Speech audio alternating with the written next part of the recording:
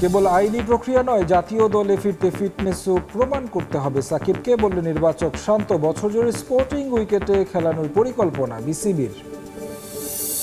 দেশের ক্রীড়াঙ্গনে মোহামেডান আবাহনীর ভূমিকা অপরিসীম, মন্তব্য তামিমের। সুযোগ পেলে সংগঠক হিসেবে যুক্ত হতে চান ঐতিহ্যবাহী ক্লাবে। রেজাল্টগুলো ভালো পাই এই উইন্ডোতে, তাহলে আর একটু ভালো রেসপেক্ট পাবো পুরো অপোজিশন থেকে।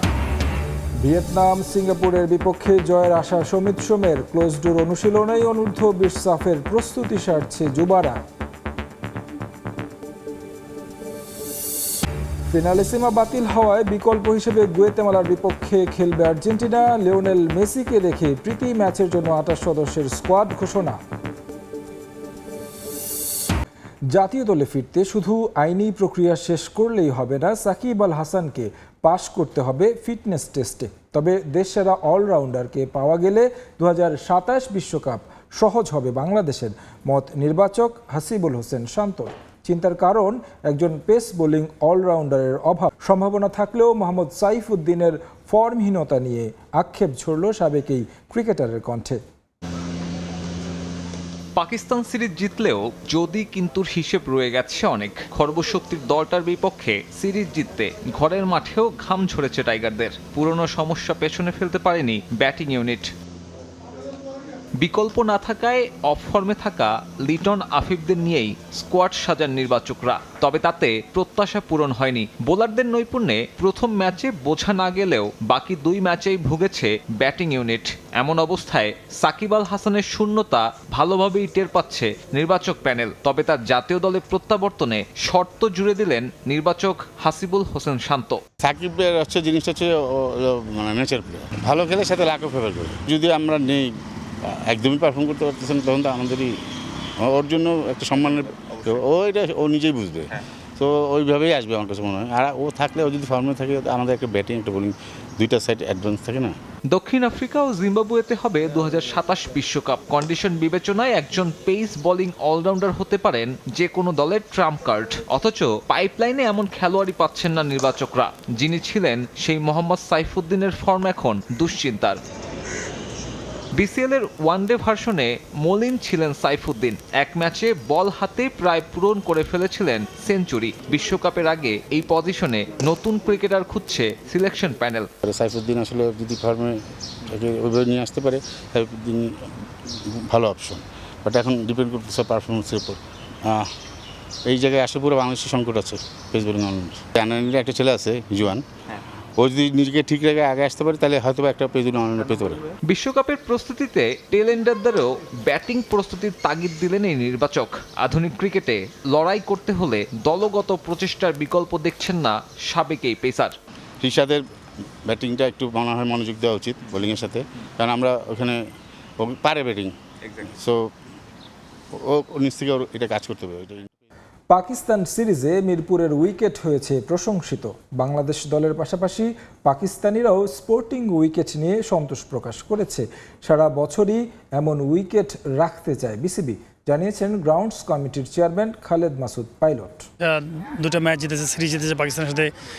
এর সাথে আমি বলবো একটা প্লাস পয়েন্ট যে বাংলাদেশ কিন্তু যে পিচে খেলে, যে পিচটা কিন্তু সবাই কিন্তু খেলোয়াড়রা থেকে সবাই কিন্তু বলছে না ওয়া মানে অসাধারণ উইকেট।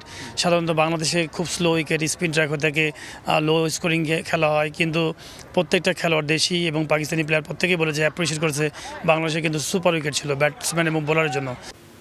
এপ্রিলে ওয়ানডে ও টি-20 সিরিজ খেলতে আসবে নিউজিল্যান্ড দল। আগামী বছরের ওডিআই বিশ্বকাপের সমীকরণ মেলাতে এই সিরিজটাও গুরুত্বপূর্ণ। ওই মেগা ইভেন্ট হবে সাউথ আফ্রিকা ও জিম্বাবুয়েতে। প্রোটিয়াদের বাউন্সি কন্ডিশনের জন্য দলকে প্রস্তুত করতে হোমে এমন উইকেটের চাহিদা টিম ম্যানেজমেন্টেরও। আমরা চেষ্টা করছি যে এরকমই উইকেট রাখা, যে সারা বছর সবসময় বাংলাদেশ টিম এরকম টাইপের উইকেটে খেলবে এবং ডোমেস্টিক ইন্টারন্যাশনাল প্রত্যেকটা ম্যাচে যেন আমাদের ক্রিকেটটা যেন আরও ডেভেলপ করতে পারি। এবং আমি মনে করি যে এখানে যেহেতু বাংলাদেশ অলমোস্ট 300 রান করেছে, ভবিষ্যতে এরকম এরকম উইকেটে খেলতে পারলে আরও মানে বেশি পরিমাণে ম্যাচ খেলতে পারলে বাংলাদেশ টিম দেখবেন খুব শীঘ্রই দেখবেন যে 50 ওভারে 350 রান চেস করতে পারছে। ঈদের ছুটিতে নিজ নিজ এলাকায় ক্রিকেটাররা রাজশাহীতে ইফতার আয়োজনে সাবেক ও বর্তমানদের get together. Khaled Masud Pilot, Nazmul Hossain Shanto, Sabbir Rahman, Mukhtar Ali, Sanjamul Islam, Mizanur Rahman, Saklain Sajib, Mehrab Hossain, নিহাদুজ্জামানদের সঙ্গে ছিলেন স্থানীয় সংগঠকরাও। লোকাল ক্রিকেটের উন্নয়নে কিভাবে অবদান রাখা যায় আলোচনা হয়েছে সেগুলো নিয়েও। বন্ডিং সৃষ্টি হচ্ছে, যেটা আমাদের খুবই প্রয়োজন অ্যাটলিস্ট রাজশাহী প্লেয়ারদের জন্য। দেশের ক্রীড়াঙ্গনের উন্নয়নে মোহামেডান আবাহনীর মতো ক্লাবের ভূমিকা অনেক। কখনো সুযোগ এলে সংগঠক হিসেবে সেখানে যুক্ত থাকাটা হবে সম্মানের। মির্জা আব্বাসের সুস্থতা কামনায় মোহামেডান স্পোর্টিং ক্লাবের দোয়া অনুষ্ঠানে যুক্ত হয়ে এসব কথা বলেন সাবেক অধিনায়ক তামিম ইকবাল। নতুন কমিটির অধীনে মোহামেডান আবারও পুরনো ঐতিহ্যে ফিরবে বলে প্রত্যাশা করেন তিনি। হঠাৎই অসুস্থ হয়ে জীবন মৃত্যুর সন্ধিক্ষণে বিএনপির স্থায়ী কমিটির সদস্য এবং প্রধানমন্ত্রী তারেক রহমানের রাজনৈতিক উপদেষ্টা মির্জা আব্বাস তার সুস্থতা কামনায় মোহামেডান ক্লাব প্রাঙ্গণে তামিম ইকবাল সহ খেলোয়াড় ও সংগঠকদের দোয়া প্রার্থনা। প্রবীণ রাজনীতিক মির্জা আব্বাসের আছে ক্রীড়া সংশ্লিষ্টতা, পাশাপাশি ক্রীড়া মন্ত্রী হিসেবেও দায়িত্ব পালনের অভিজ্ঞতা আছে তার। দ্রুতই সুস্থ হয়ে তিনি আবারও সবার মাঝে ফিরবেন বলে প্রত্যাশা তামিম ইকবালের। উনি অসুস্থ, মডার্ন ক্লাব একটা দোয়া মাহফিল আয়োজন করেছে। আমার কাছে মনে হয়েছে যে এখানে আসাটা ইম্পর্টেন্ট। আই এম শিওর প্রত্যেকটা সবাই যারা ক্রীড়ার সাথে জড়িত আছে সবাই তার উনি যেরকম তাড়াতাড়ি সুস্থ হয়ে যাক, যেটা লোকমান ভাই বললো যে ওনার অবস্থান আগের চেয়ে অনেক বেটার। আমাদের সবার দোয়া ওনার প্রতি, ওনার পরিবারের প্রতি। খেলোয়াড়ি জীবনের পাট চুকিয়ে এখন নতুন ভূমিকায় তামিম ইকবাল। সাবেক অধিনায়কের নতুন পরিচয় ক্রীড়া সংগঠক। ভবিষ্যতে মোহামেডানের মতো ক্লাবে যুক্ত হতে পারলে সেটা সম্মানের হবে বলে মনে করেন তামিম। এটা তো আমার জন্য প্রেস্টিজের ব্যাপার মডার্ন ক্লাবের সাথে জড়িত থাকে। যদি মডার্নের এরকম কোনো সময় মনে হয় যে আমাকে ওনাদের সাথে নিলে এটা ক্লাবের জন্য ভালো হবে, ওনারা যে কোনো সময় ডাকলে আমি যে কোনো সময় এসে যাব। এদিকে নতুন কমিটির অধীনে নতুন করে স্বপ্ন দেখতে শুরু করেছে মোহামেডান। অতীতের সব জটিলতা পেছনে ফেলে এরই মধ্যে কাজ শুরু করেছেন দায়িত্বপ্রাপ্তরা। এর ধারাবাহিকতায় মোহামেডান আবারও পুরনো ঐতিহ্যে ফিরবেন বলে প্রত্যাশা নীতি নির্ধারকদের। ভালো একটা কমিটি হয়েছে, এই কমিটিকে আমরা ইনশাল্লাহ এই কমিটির মাধ্যমে আমরা মোহামেডান ক্লাবের পুরনো যে ঐতিহ্য আছে, যারই তো গৌরব, যেটা আমরা হারিয়ে ফেলেছি, মনে করছি হারানো ঐতিহ্য ইনশাল্লাহ আমরা ফিরে আনতে পারবো। ভিয়েতনাম এবং সিঙ্গাপুরের বিপক্ষে ম্যাচ জয় পেলে এশিয়ায় সম্মান বাড়বে বাংলাদেশের ফুটবলারদের এবং এই সম্মান অর্জনের জন্যই খেলবে লাল সবুজ, এমন মন্তব্য করেছেন জাতীয় দলের midfielder Samit Som.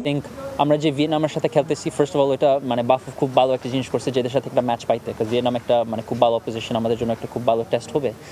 But I think ওইটার জাস্ট মেইন জিনিস হলো আমরা মানে এশিয়া ফুটবলে একটু রেসপেক্ট পাবো। আমরা যদি এদের সাথে জেতাইতে পারি, সিঙ্গাপুরকেও জেতাইতে পারি, তাহলে আমাদের নামটা একটু বড় হবে ওই এশিয়া ফুটবলে। অলরেডি লোকজন একটু জানে বাংলাদেশ কি, আমরা একটা মানে রাইজিং করছি, ইমপ্রুভ করছি।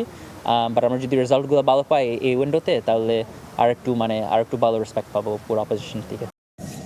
আইনি প্রক্রিয়া শেষে ফিটনেস প্রমাণ করতে হবে সাকিব আল হাসানকে, বললেন হাসিবুল হাসান শান্ত।